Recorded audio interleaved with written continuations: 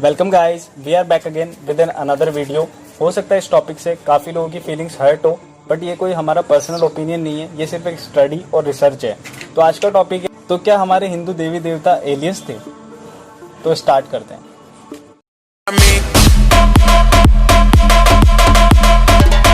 So guys, कुछ scientist ऐसा दावा करते हैं कि जो हमारे हिंदू देवी देवता हैं वो भी एक एलियन ही है। ये हमारा कोई पर्सनल ओपिनियन नहीं है, बट उन्होंने जो रिसर्च की है उसके अकॉर्डिंग वो कहते हैं कि कोई इंसान जो बिल्कुल नीला हो या उसके 4 हाथ हो, 3 आंखें हों, जैसे कि हमारे शिव जी। उसी के अलावा जो विष्णु जी हैं वो भी बिल्कुल नीले हैं और उनके 4 हाथ हैं। हमारे ब्रह्मा जी, उनके 4 मुंह हैं। तो ऐसा कैसे पॉसिबल हो सकता है कि कोई इंसान ऐसा हो? सो गाइस, आज जो हम बात करने जा रहे हैं, क्या हमारे हिंदू देवी देवता एलियंस थे? ये बात बिल्कुल विश्वास करने योग्य तो नहीं है, बट हिस्ट्री टीवी चैनल की एलियंस पर बनाई गई एक सीरीज पर विश्वास करें तो प्राचीन सभ्यताओं के देवता दरअसल एलियंस ही थे। चैनल के शोधकर्ता मानते हैं कि 10,000 ईसा पूर्व धरती पर एलियंस उतरे। उन्होंने पहले इंसानी कबीलों के सरदार को ज्ञान दिया और फिर बाद में उन्होंने राजाओं को अपना संदेशवाहक बनाया।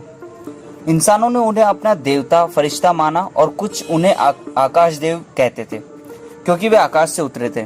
लेकिन सच्चाई सिर्फ यह नहीं है, कुछ इंसान ऐसे भी थे जो उन्हें धरती को बिगाड़ने को दोषी मानते हैं। Egypt, Mesopotamia, Inca, Babylonia, Sindhu घाटी, माया, मोहनजोदाड़ो और दुनिया की तमाम सभ्यताओं में लिखा हुआ है कि वो लोग जल्दी लौट आएंगे और वे धरती के मुखिया होंगे। हिस्ट्री चैनल की रिपोर्ट के मुताबिक प्राचीन सभ्यताओं के स्मारकों पर शोध करने वाले मशहूर लेखक एरिक वॉन डेनिकेन की किताब चैरियट्स ऑफ गॉड्स ने दुनिया की सोच को बदल कर रख दिया।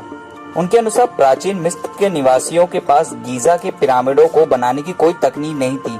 मिस्र के निवासियों के पास गीजा में पिरामिड बनाने के लिए न तो औजार थे और न ही इन्हें बनाने का ज्ञान था। प्रोफेसर एरिक वॉन डेनिक ने 1971 में कोलकाता के संस्कृत विश्वविद्यालय के प्रोफेसर दिलीप कंजीलाल के प्राचीन वैदिक भाषा का आधुनिकीकरण किया। उन्होंने इन ग्रंथों के शोध के आधार पर कहा कि हिंदू देवता एक फ्लाइंग मशीन में बैठकर स्वर्ग से धरती पर आते थे। इन ग्रंथों में बहुत बारीकी से इसका ब्यौरा मिलता है कि उनके ये विमान कैसे दिखते हैं, कैसे वे एक जगह से दूसरी जगह जाते थे। प्राचीन एस्ट्रोनॉमी के अनुसार भगवान विष्णु भी एक एलियन ही थे।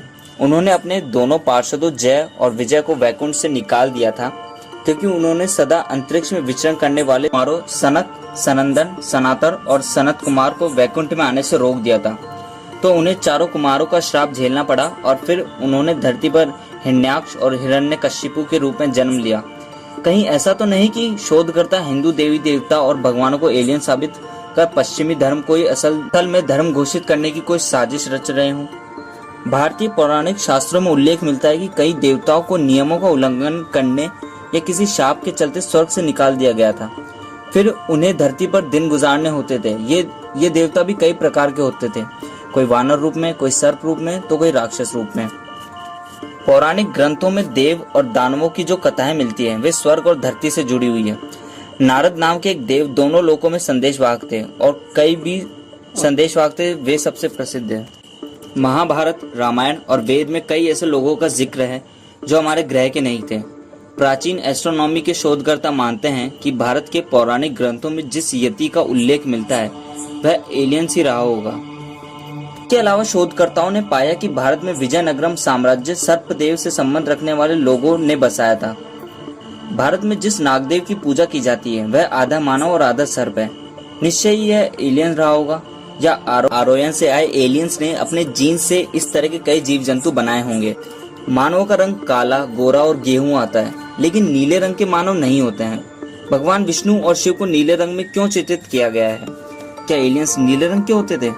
दरअसल पश्चिमी लोगों द्वारा हिंदू धर्म का गहराई से अध्ययन नहीं करने का कारण यही है कि वह किसी दूसरे ग्रह से आए लोग।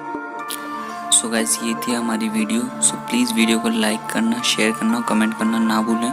साथ ही चैनल को सब्सक्राइब करके बेल नोटिफिकेशन को ऑन कर लीजिए ताकि आपको वीडियोस की नोटिफिकेशन मिलती रहे और हमें वीडियो बनाने की मोटिवेशन।